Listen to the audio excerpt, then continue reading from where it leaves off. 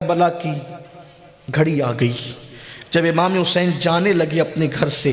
بہن سے اتنی محبت تھی، اتنا پیار تھا کہ سیدہ زینب کو ساتھ لے گئے، اور آپ گئی نا تو اپنے شوہر کی اجازت لے کر گئی۔ ظاہر سی بات ہے، ایک عورت کے لیے سب سے اہم چیز یہ ہے، ایک عورت کے لیے، کہ وہ اپنی شوہر کی اجازت کے بغیر گھر سے باہر نہیں جا سکتی۔ میرے آقا فرماتے ہیں جو عورت اپنے شوہر کی اجازت کے بغیر گھر سے باہر نکلے، جب تک وہ گھر پہ لوٹ نہیں جاتی اللہ اس پہ لعنت فرماتا ہے۔ کچھ لوگ یہ بھی کہتے ہیں کہ کربلا میں ان کے شوہر تو منع کرتے تھے جانے کو۔ منع کیا کرتے تھے؟ معاذ اللہ، انہوں نے تو یہ خود کہا تھا کہ میں خود بھی آگے پیچھے آ رہا ہوں۔ پہلے روکنے کی کوشش کی، اپنے شہزادوں سے کہا، اونو محمد سے، کہ اگر وہ انہیں روکو کہ وہ نہ جائیں، اور اگر وہ جانے پر مصر ہوں تو پھر ان سے کہنا میں بھی پیچھے آ رہا ہوں۔ یہ ہے کربلا۔ بہن کو ساتھ لیا، سیدہ زینب ساتھ رہی، ہمت بندھاتی رہی، پورے قافلے میں ساتھ رہی، لیکن آپ کا اصل رول اس وقت لوگوں کے سامنے ظاہر ہوا جس وقت امام حسین کی شہادت ہو گئی۔ اب یہاں پر میں ایک بات صرف اپنے طالبانہ علمانہ ایک کوشش کرنا چاہتا ہوں کہ کربلا میں امام حسین کی شہادت سے پہلے زیادہ رنگینی ہے اور دکھ ہے اور مصیبت ہے، یا امام کی شہادت کے بعد؟ کڑا وقت، زیادہ مصیبت کا وقت شہادت سے پہلے یا بعد میں؟ تو آپ اس نتیجے پہ پہنچیں گے کہ امام کی شہادت سے پہلے کربلا والوں کو جتنی مصیبت تھی اس سے زیادہ مصیبت امام کی شہادت کے بعد تھی، اور اس کو لیڈ کرنے والی ہستی کا نام سیدہ زینب ہے۔ یہ خاص بات آپ کو میں پیش کرنا چاہتا ہوں تاکہ آپ کو پتا چلے کہ سیدہ زینب کی شان کیا ہے۔ آپ کہیں گے وہ کیسے؟ ایک بات، جب مرد کثیر تعداد میں ہوں، علی اکبر جیسا جوان، امام قاسم جیسا جوان، اونو محمد جیسے شہزادے، عباس غازی جیسا جوان دلیر، جس نے صرف 12 سال کی عمر میں پہلی جنگ کی ہے، اور جب جنگ کی ہے تو سامنے کی فوج کے چھکے چھڑائے ہیں، غازی عباس کا کردار یہ ہے۔ پھر امام حسین جیسا بھائی، اتنے سارے، پھر آوان و انصار سب، جب لوگ ساتھ ہوں تو مصیبت ہلکی لگنے لگتی ہے، لیکن جب کوئی ساتھ نہ ہو تو پھر رات کاٹنا بھی مشکل ہوتا ہے۔ تو سیدہ زینب نے اس قافلے کو کب لیڈ کیا، کب رہنمائی کی، وہ کربلا کے قافلے کی قیادت کب کی؟ جب امام حسین بھی نہ رہے، غازی عباس بھی نہ رہے، علی اکبر بھی نہ رہے، امام قاسم بھی نہ رہے، کوئی مرد نہ رہ گیا حضرت امام زین العابدین کے سوا۔ اور امام زین العابدین کی اس وقت عمر امام نووی کے مطابق، ان کے فرمان کے مطابق، یا 13 سال تھی یا 11 سال تھی۔ ان کی عمر میں بڑا اختلاف واقع ہوا ہے، ان کی عمر میں بڑا اختلاف واقع ہوا ہے، لیکن بعض ہمارے مورخین نے، امام نووی جیسے محدث نے 13 سال یا 11 سال لکھا ہے، اور 50 ہجری ان کی ولادت لکھی ہے، ہماری کتابوں کے اندر موجود ہے، آپ اس طرف رخ کر سکتے ہیں۔ اتنی چھوٹی عمر والا شہزادہ، ایک ہی بچہ ہے، ایک ہی بچہ ہے، اور حال یہ ہے سب خواتین اور چھوٹے چھوٹے بچے ہیں، یہی عمر بڑی ہے۔ اب اس وقت سیدہ زینب کس طریقے سے پورے قافلے کو سنبھالتی ہے؟ پہلی بات، اب آئیے جلدی سے ان کا کردار پڑھ کے بات ختم کرتے ہیں۔ شہادت ہو گئی، اگر ایک ایکسیڈنٹ ہو جائے نا، ایک بندہ مر جائے، اس موت پہ پورے محلے کی عورتیں روتی ہیں۔ مرد لوگوں کو اتنا دکھ ہو یا نہ ہو، لیکن اچانک ایکسیڈنٹ ہو جائے تو پوری عورتیں سوگوار ہوتی، اللہ بہت برا ہوا، فلانی کا جوان بیٹا چلا گیا۔ ان کو کھانا اچھا نہیں لگتا، بڑی نرم دل ہوتی ہیں عورتیں، کھانا اچھا نہیں لگتا، پینا اچھا نہیں لگتا، طبیعت نہیں اچھی لگتی، گھروں میں ڈر لگنے لگتا ہے، جوان بیٹا چلا گیا۔ لیکن اب دیکھیں سیدہ زینب کی ہمت، علی کی بیٹی کی ہمت، کہ پورا خاندان آنکھوں کے سامنے قربان ہوا ہے، پورا خاندان، گھر کا بچہ آنکھوں کے سامنے قربان ہوا ہے، اور صرف قربان ہی نہیں ہوا بلکہ اللہ ان کی لاشوں پہ گھوڑے دوڑے، سب قربان ہوئے تھے، آخری میں امام حسین بچے تھے۔ یہ بھی سیدہ زینب کا کردار ہے۔ امام حسین بچے تھے. امام حسین جب گھوڑے پہ بیٹھنے جا رہے تھے تو روک دیا. سیدہ زینب نے روک دیا اور فرمایا ہمارے گھر کی روایت ہے ایسے کوئی مجاہد یا جانے والا اکیلا گھوڑے پہ نہیں بیٹھتا, ہم رکاب تھام کر عزت کے ساتھ بٹھاتے ہیں, ہم رکاب تھام کر عزت کے ساتھ بٹھاتے ہیں. جب حضور جا رہے تھے معراج پر تو جبریل امین نے رکاب تھام کر حضور کو بٹھایا تھا. جب حضور جاتے تھے تو مولا علی رکاب تھامتے تھے, گھر کی روایت ہے. جب علی جاتے تھے تو حسن و حسین رکاب تھامتے تھے, جب وہ حسن جاتے تھے تو حسین رکاب تھامتے تھے. حسین سب چلے گئے, اب تیری رکاب تھامنے والا کوئی مرد نہیں بچا, مگر گھر کی روایت ٹوٹنے نہیں دوں گی, تیری رکاب کو تیری بہن آج زینب تھامے گی. تو یوں ہی نہیں جائے گا, اس شان سے جائے گا جس شان سے جانے کا ہمارے گھر کی روایت ہے. تھامو بھئی. اس کے بعد ماں کا دوپٹہ کربلا میں جس نے سنبھال کر لایا تھا اسے سیدہ زینب کہتی. وہ ایک الگ داستان ہے, لیکن پھر کہہ رہا ہوں, بات سمیٹتے ہوئے کہ گفتگو بہت طویل ہو رہی ہے, سمیٹتا ہوں اپنی گفتگو کو. پورے خاندان پر گھوڑے دوڑ رہے ہیں, گھوڑوں کی ٹاپوں سے خاندان کچلا جا رہا ہے, اور حالت یہ ہے خیمے جلا دیے گئے. اس پورے قافلے کی سالار بنت علی ہے, زینب بنت علی. خیمے سب جل چکے, حتیٰ کہ امام زین العابدین بیمار تھے بستر پہ, نیچے کا بستر بھی کھینچ لیا گیا, شہزادیوں کے کان کی بالیاں بھی چھین لی. سیدہ زینب نے فرمایا زیور ہم سے آپ لوگ نہ اتاریں, ہم اپنے زیور خود ہی اتار کر دیتے ہیں, ہماری طرف ہاتھ نہیں بڑھانا. زیور پھینک دی ان کی طرف, انہوں نے چادریں تک چھین لی.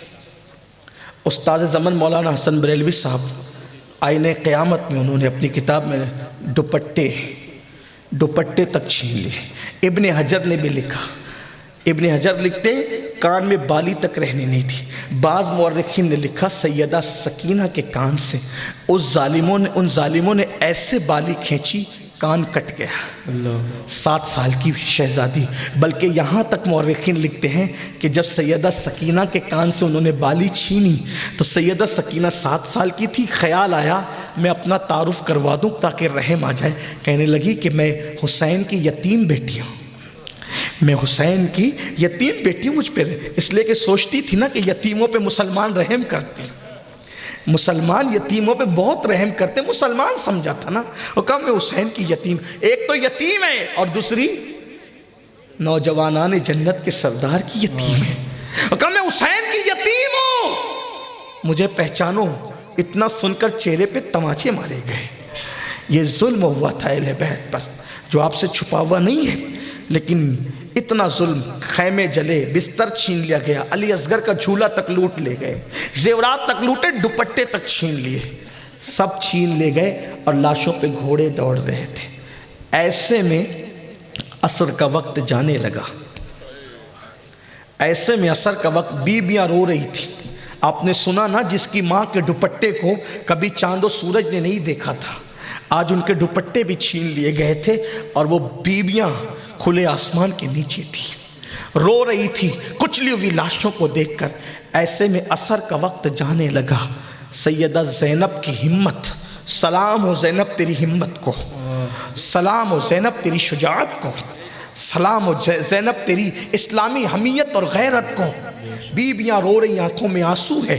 سیدہ زینب کہتی ہے بیویوں بہت رو چکی ہو اور بہت رونا باقی ہے, بہت رو چکی ہو, بہت رونا باقی ہے. عصر کا وقت جا رہا ہے, نماز نہ چھوٹ جائے, اٹھو پہلے نماز پڑھو, کیونکہ نانا کا فرمان ہے جس نے عصر کی نماز جان بوجھ کر چھوڑ دی اس کے اعمال ضائع کر دیے جاتے ہیں.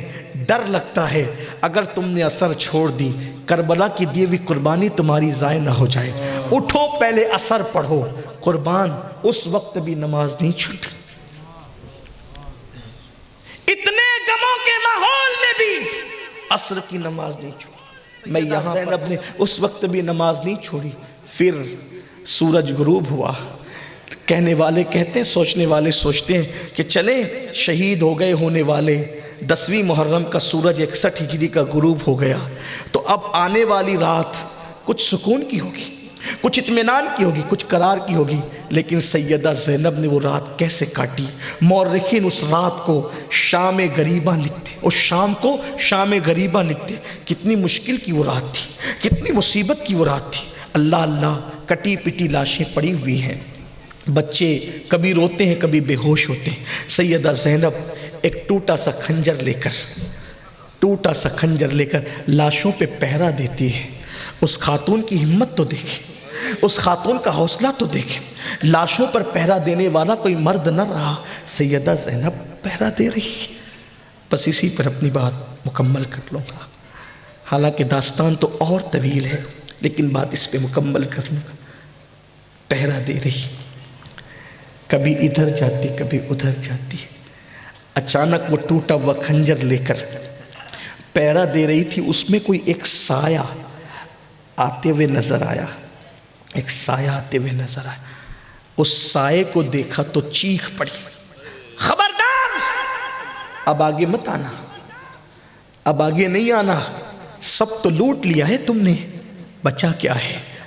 زیورات لوٹ لیے، خیمے جلائے، بیمار کے نیچے کا بستر تک تم نے چھین لیا، چھوٹے سے بچے کا جھولا تک تم اٹھا لے گئے، اب ہمارے پاس بچہ کیا ہے؟ اب آگے نہیں آنا، کیا لینے آئے ہو؟ خبردار، اب اگر آگے بڑھو گے تو اسی ٹوٹے ہوئے خنجر سے تمہارا قتل کر دوں گی۔ جو بڑھتا ہوا سایہ تھا اس نے آواز دی، بی بی میں مرد نہیں ہوں، میں عورت ہوں، بی بی میں مرد نہیں ہوں، میں عورت ہوں۔ اپنا تعارف کرا دوں کہ میں حر کی بیوی ہوں، بلکہ حر کی بیوہ ہوں، حر تو شہید ہو چکی، میں حر کی بیوہ ہوں۔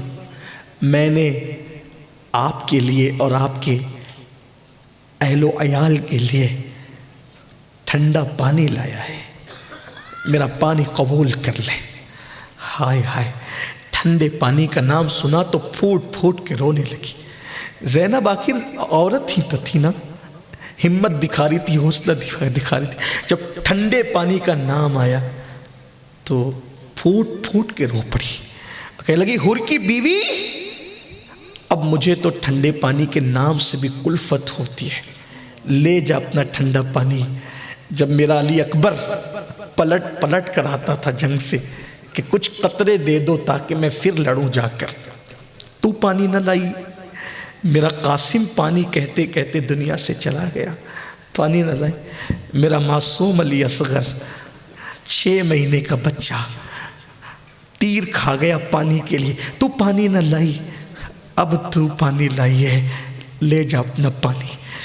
حر کی بیوی نے کہا، بی بی میں نے ان سے کہا تھا کہ انہیں قیدی بنا کے لے جانا چاہتے ہو، وہ پیاسے مر جائیں گے، چوتھی صبح طلوع ہونے والی ہے، تو تم لے کر یزید کے پاس کیا جاؤ گے؟ تو میں نے ان کو کہا تھا تھوڑا سا پانی دے دو۔ بیوی میں بڑی منت و سماجت کر کے پانی لائی ہوں، اگر آپ میرا پانی رد کر دیں گی وہ میرا مذاق اڑائیں گے، آپ کو آپ کی امی فاطمۃ الزہرا کا واسطہ، میرا پانی قبول کر لیں۔ ماں کا نام آیا تو حر کی بیوی کو ساتھ لے گئی۔ کیا ہے زینب؟ پانی کو مشکیزے سے کٹورے میں اونڈیلا۔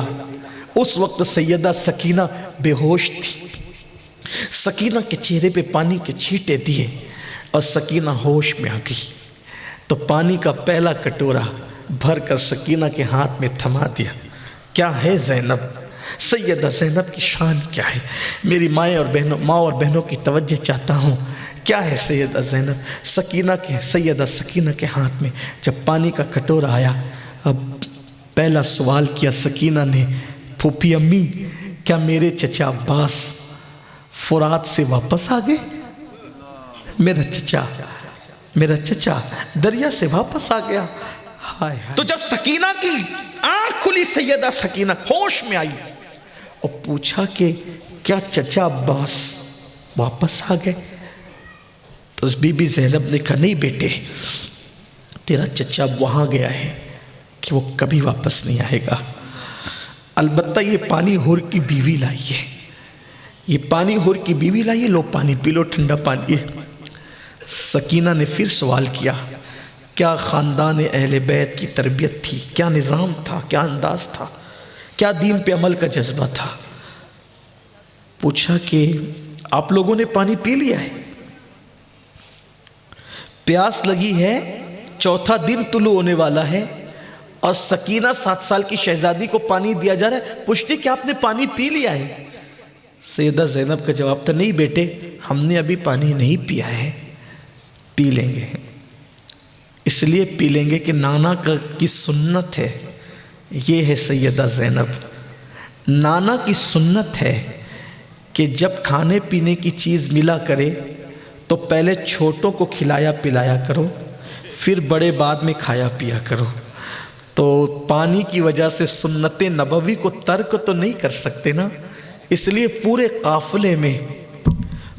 قافلے میں سب سے چھوٹی آپ ہیں، آپ پانی پی لیں. بعد میں ہم دیکھیں گے قربان حسین کا خون، امام حسین کی تربیت، امام حسین کے گھر کا ماحول. جب سیدہ سکینہ نے علی کی بیٹی سے سنا کہ نانا کی سنت ہے کھانے پینے کی چیز پہلے چھوٹوں کو کھلاؤ پلاؤ، بعد میں تم کھانا پینا، یہ سنت ہے، تو حسین کی بیٹی بھی کردار میں کچھ کم نہ تھی. عمر چھوٹی تھی لیکن فکر کتنی اونچی تھی. وہ پانی کا کٹورا لے کے اٹھ نہیں سکتی تھی لیکن پوری طاقت اکٹھا کر کے اٹھ کے کھڑی ہوئی اور رات کے اندھیرے میں جہاں کٹی پٹی لاشیں پڑی ہوئی تھی اس طرف جانے لگی. سیدہ زینب نے باہوں میں سمیٹا کہ بیٹی کہاں جا رہی ہو؟ ادھر کٹی پٹی لاشیں، ادھر کہاں جا رہی ہو؟ اور باہوں میں لے کر کہا ادھر جا کے کیا کرو گی؟ ادھر اندھیرا ہے، کٹی پٹی لاشیں ہیں. تو سکینہ نے کہا پھوپھی امی ابھی تو آپ نے نانا کی سنت بیان کی کہ جب کھانے پینے کی چیز ملا کرے تو پہلے چھوٹوں کو کھلاؤ پلاؤ، بعد میں بڑے کھایا پیا کریں. آپ نے کہا کہ پورے قافلے میں سب سے چھوٹی میں ہوں. پھوپھی امی آپ بھول گئی ہیں، پورے قافلے میں چھوٹی میں نہیں ہوں، میرا بھیا علی اصغر ہے. پہلے میں اصغر کو پانی پلا لوں نانا کی سنت پہ عمل کرتے ہوئے، اس کے بعد پھر میں پانی پیوں. یہ ہے سیدہ زینب کا کردار، یہ ہے امام حسین کے گھر والوں کا کردار. کہاں تک ذکر کیجئے گا، کہاں تک تذکرہ کیجئے گا. بس اتنا کہہ کے بات مکمل کی جاتی ہے کہ جیسے نبی پاک کی کائنات میں کوئی مثال نہیں ہے، ویسے نبی کے خاندان کی مثال کسی کے خاندان میں نہیں ہے. نبی پاک نے وہ تربیت کا ماحول قائم کیا. ضرورت اس بات کی ہے ہم صرف اہل بیت سے زبانی محبت کا دعویٰ نہ کریں، ان کی تعلیمات پر بھی عمل کریں. اللہ تعالی ہم سب کو توفیق دے. گفتگو کے درمیان اگر کوئی غلطی ہو گئی ہو اللہ تعالیٰ معاف فرمائے. استغفر اللہ ربی من کل ذنب و اتوب الیہ وما علینا الا البلاغ. السلام علیکم ورحمۃ اللہ.